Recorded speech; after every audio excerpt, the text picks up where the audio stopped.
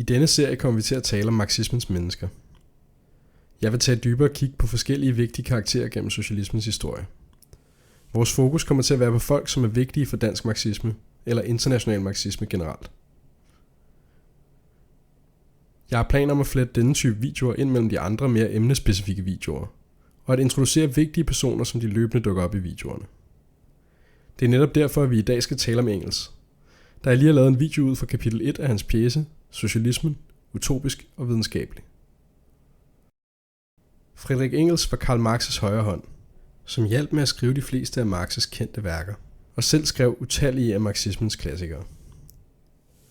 Friedrich Engels videreførte marxismen efter Marx' død, og er bredt anerkendt som en af de 5 største kommunister i hele socialismens historie.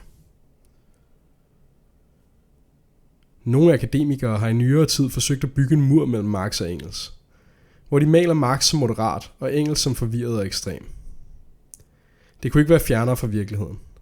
Friedrich Engels var Marx' bedste ven, tætteste kammerat og den, som han stolede på over alt andet. Uden Friedrich Engels var der ingen marxisme. Friedrich Engels blev født i byen Barmen i Preussen. Byen Barmen var i en region i Preussen, som havde været besat af Frankrig i 20 år, og det ledte til, at mange nye idéer, som stammede fra den franske borgerlige revolution, blev introduceret der. Friedrich Engels far var en af Barmens mange industrielle kapitalister, som ejede en bomuldsmølle. Han var en kristen mand og havde et reaktionært syn på verden. Engels klarede sig godt i skolen og havde planer om at studere økonomi og jura, men det syntes hans far ikke om. Han skulle arve og drive bomuldsvirksomheden efter sin far. Da han var 17, blev han taget ud af skolen og blev lærling i sin faders virksomhed. Selvom Engels ikke længere gik i skole, brugte han det meste af sin fritid med næsen langt nede i tykke bøger om alt fra filosofi, naturvidenskab, litteratur til historie. Han begyndte at skrive for en journal fra Hamburg, som var forbundet med radikale demokratiske idéer. Her blotlagde han den grove udnyttelse, som arbejderne i hans hjemby og andre steder blev udsat for. Et år senere tilsluttede han sig de unge hegelianere, som var en gruppe af følgere af den tyske filosof Hegel, som prøvede at genfortolke ham i et mere radikalt demokratisk lys. Karl Marx var også medlem af denne gruppe, men de blev ikke da venner, fordi Marx på daværende tidspunkt var mere skeptisk over for de unge hegelianers idéer, end Engels var. Engels blev i 1942 flyttet til den engelske filial af farens firma i Manchester, hvor han studerede arbejdernes vilkår og ofte besøgte arbejderområderne for at tale med dem. Det var i den forbindelse, han mødte sin kommende kone, Mary Burns, som var en irsk fabriksarbejder. Hun kunne ikke læse, men var meget klog alligevel.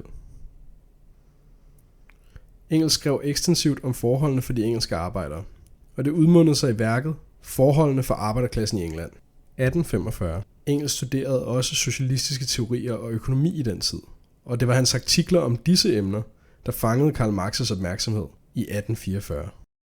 Sammen gik de videre til i fællesskab at arbejde på de største af socialismens værker, til det punkt, hvor der adskillige af værkerne havde begge på som forfatter.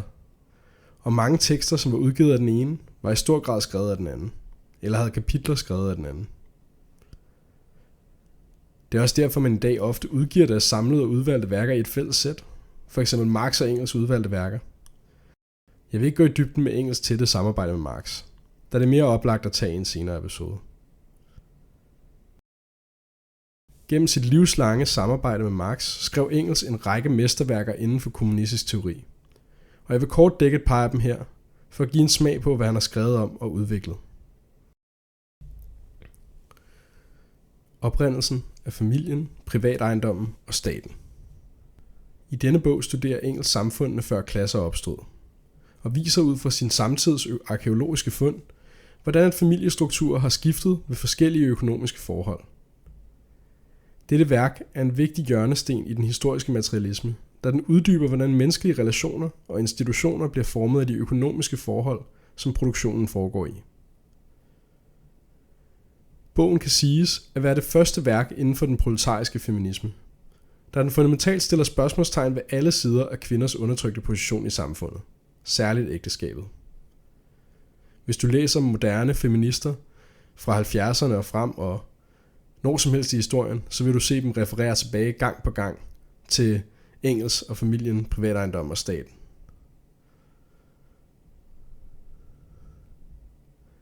Her Eugen Dørings omvæltning af videnskaben.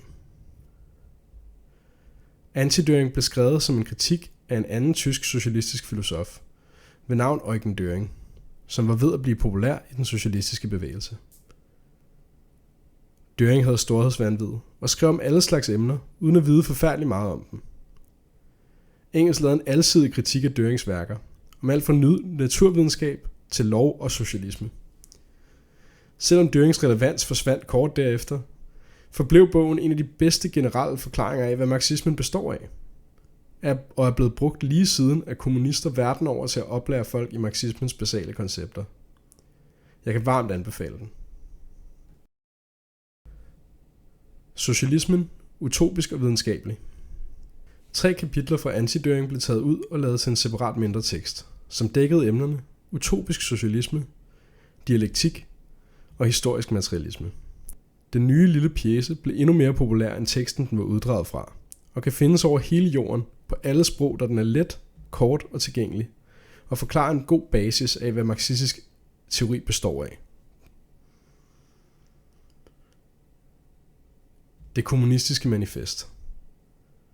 Manifestet af Marx og Engels skitserede kort og klart den kommunistiske ideologi, samt dens holdning til andre strømninger inden for socialismens tænkning. Manifestet er en af de mest trykte dokumenter i verdenshistorien, med over 200 millioner kopier trykt i alle verdens sprog. Engels efter Marx. Friedrich Engels høje aktivitet og totale hengivenhed til sagen blev ikke bremset af Marx' død i 1883. Engels samlede efter tabet af sin bedste kammerat, Marx' noter til del 2 og 3 af Kapitalen, kommunismens suverænt vigtigste værk, og sørgede for, at de blev udgivet. Han fortsatte, ligesom Marx og ham før han havde gjort, med at fungere som et center for kommunistisk praksis i den internationale arbejderbevægelse. Arbejdere og socialister fra hele Europa skrev til Engels som råd til alle slags politiske sager resten af hans liv. Han døde i en alder af 74 af kræft i halsen. Friedrich Engels eksempel står som et klart bevis på, at ens idéer ikke nødvendigvis må følge ens klasses standpunkt. At en mand fra borgerskabet selv ville blive til en af de fremmeste ledere af arbejderklassen, er bevis derpå. Engels påtog sig arbejderklassens standpunkt i alle henseender.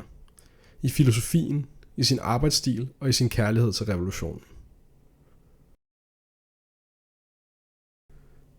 Det var altså en kort opsummering af Friedrich Engels liv og en kort forklaring af et par af hans vigtigste værker.